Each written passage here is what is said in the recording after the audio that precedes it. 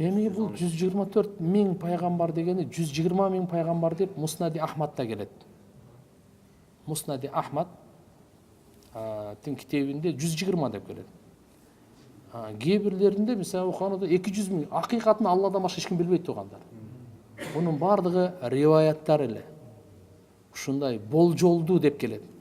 Орто эсеп менен 124 миң аз көп пайгамбар келген депчи.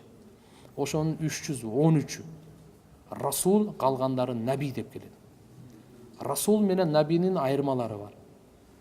Расул деп өзүнө жаңы бир шарият келгенди айтып келет. Наби деп мурунку пайгамбарлар же болбосо өзүнүн замандаш пайгамбарлардын аркасынан ошонун шариятын ээрчигендер келет. Мисалы Муса пайгамбар Расул, Харун пайгамбар наби. Эми Муса пайгамбар менен Харун пайгамбар бир заманда болгон. Макулбу?